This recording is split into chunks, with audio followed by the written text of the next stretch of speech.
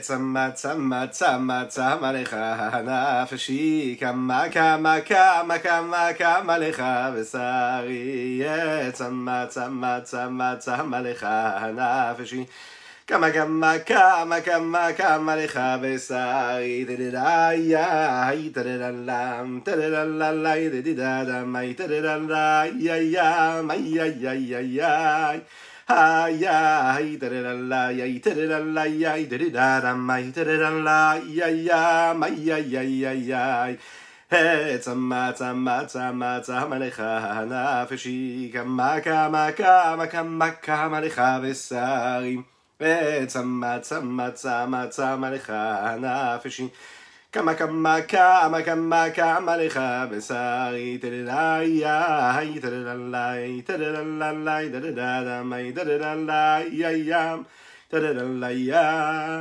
ay tedalai tedalai tedada mai tedalai ay tedalai ay tsama tsama tsama tsama lecha nafshi kama kama kama kama kama lecha besari tsama tsama tsama tsama lecha nafshi kama kama kama kama kama lecha besari ay ay tadadala mai tadadala tadada mai tadadala ay ay ay ay ay ay ay tadadala mai tadadala tadada mai tadada ay ay ay ay ay ay tsama tsama tsama tsama lecha nafshi kama kama kama kama kama lecha besari. Boker tov les koulam, bonjour, bonjour à toutes et à tous, infiniment heureux de vous retrouver en cette magnifique matinée que Dieu nous offre sur la terre.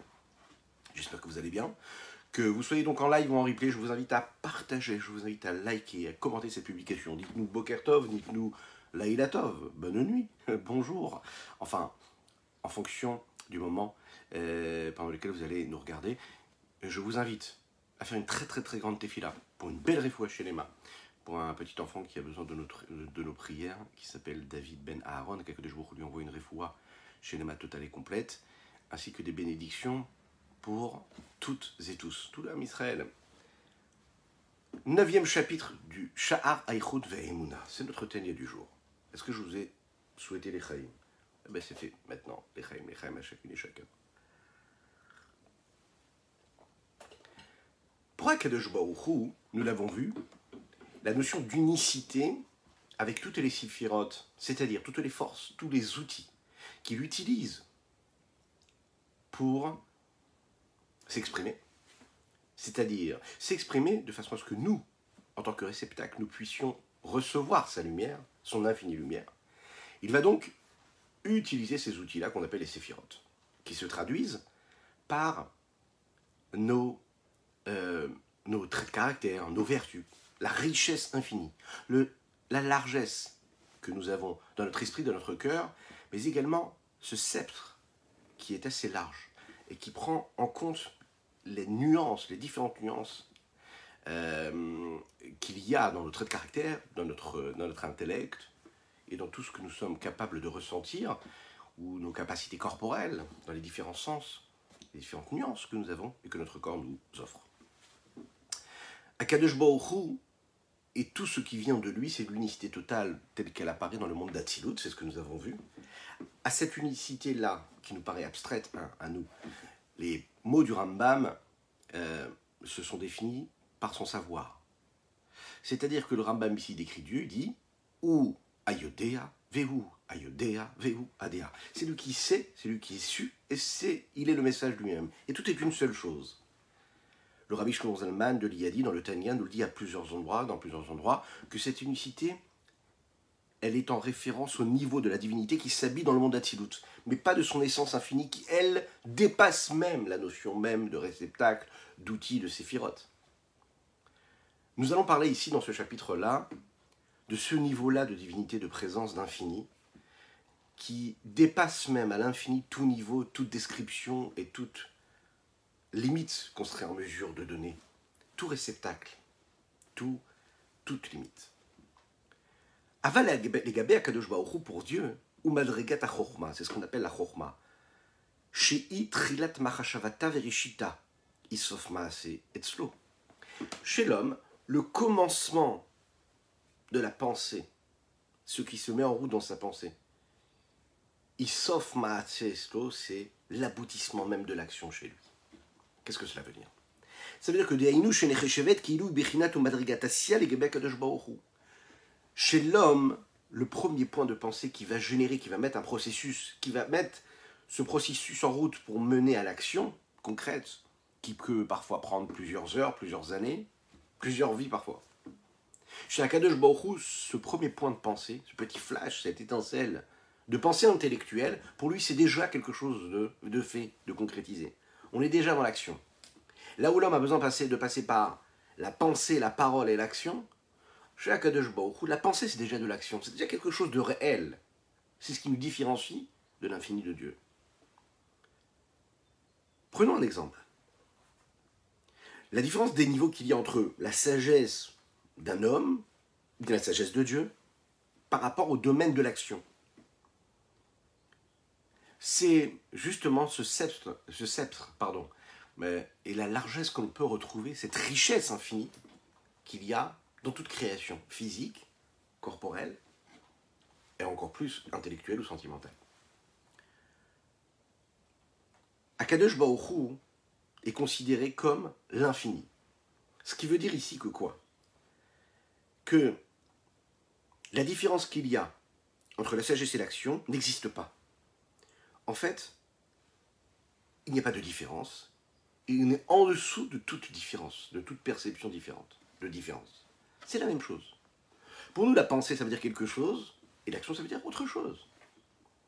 À Kadosh Baruch Hu, ici, chez lui, tout est au même niveau. Vous savez, c'est comme quand on prend la capacité d'entendre.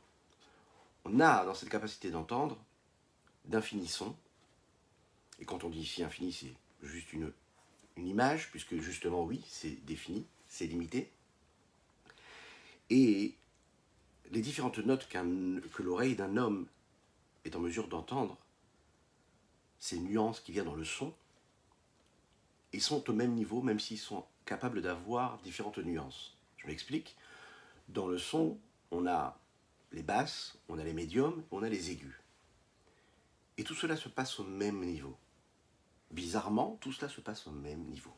Tout est au même niveau, et pourtant, ça nous apparaît, ça a des conséquences, ça donne naissance à des nuances. Mais tout est au même niveau. Les basses, les médiums et les aigus. Et puis, dans les basses, il y a d'infini, des dizaines et des centaines de nuances que l'on peut retrouver dans le son de basse. Dans les médiums, on va trouver encore une fois des dizaines, des centaines de nuances. Et puis dans les aigus, on va trouver encore une fois des dizaines et des centaines de nuances. Et pourtant, tout est au même niveau.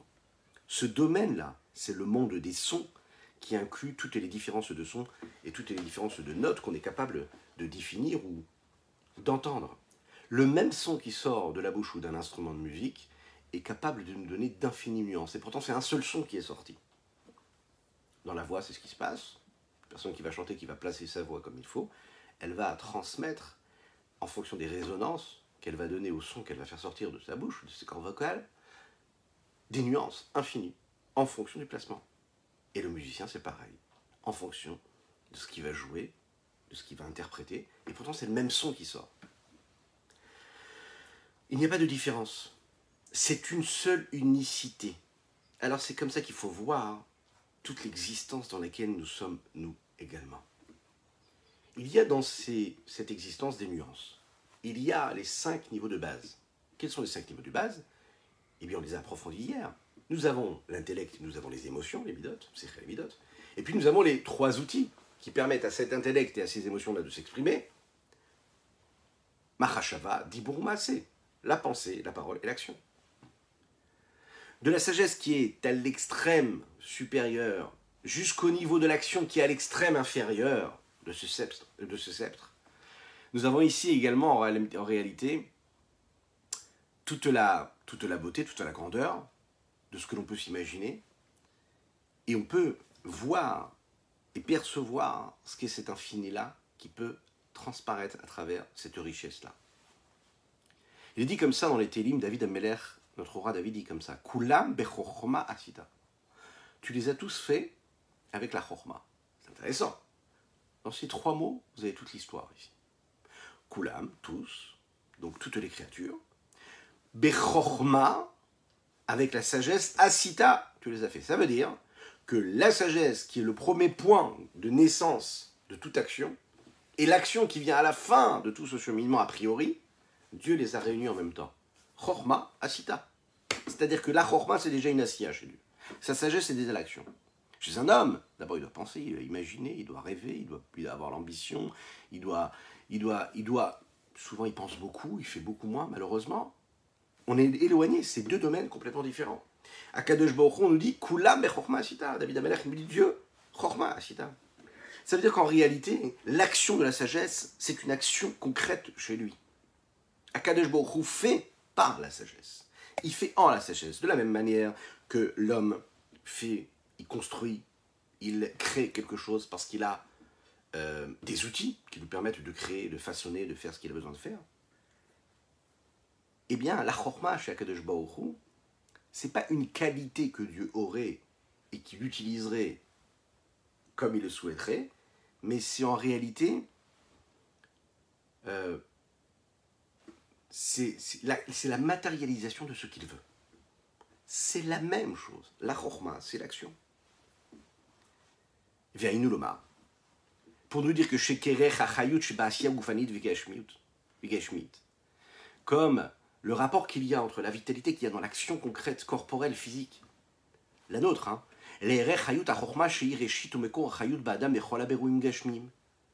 par rapport à la vitalité de la sagesse qui est le commencement et la source de la vitalité qu'il y a dans l'homme et dans toutes les créatures matérielles et physiques.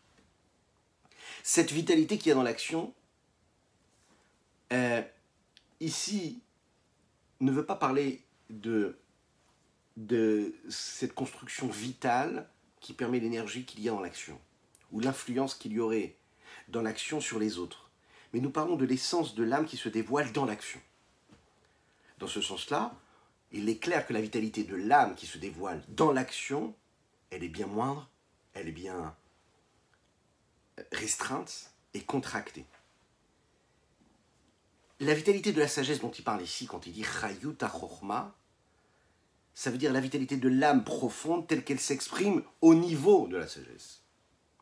Le fossé qu'il y a entre l'intelligence, la sagesse intellectuelle, et puis l'action concrète qui est accomplie par les mains, ça n'est pas au même niveau. Ça apparaît à travers les 5 niveaux. Comme on l'a dit juste avant, le niveau de l'intellect, le niveau des émotions, le niveau de la pensée, de la parole et de l'action. Dans chacun de ces niveaux-là, il n'y a que le minimum vital, si on pourrait dire de cette façon-là, nécessaire à ce qu'il pourrait lui permettre une future construction, une évolution, une matérialisation. Et ici, le Admorazaken, il va nous détailler ça du bas vers le haut. Chez où la vitalité qu'il y a dans l'action, qui est Haïn, est considérée comme le néant négabé chayut chez Beotiot Adibour par rapport à la vitalité qu'il y a dans les lettres de la parole. Cette force de vitalité profonde qu'il y a dans l'âme, telle qu'elle se dévoile au niveau de l'action, est bien moindre et moins considérée par rapport au dévoilement des potentiels et des capacités que l'on pourrait retrouver par exemple dans le niveau de la parole. La parole, elle dévoile beaucoup plus que la pensée. Bien que potentiellement la pensée, elle va aller beaucoup plus loin que la parole, mais la parole, on le sait, non seulement elle nous permet de dévoiler ce qu'il y a dans la pensée, mais aussi elle s'enrichit quand elle s'exprime. La parole, elle développe le point de sagesse. Chez où, qui lui, quand on évolue, est considéré comme rien par rapport à la vitalité qu'il y a dans les lettres de la pensée.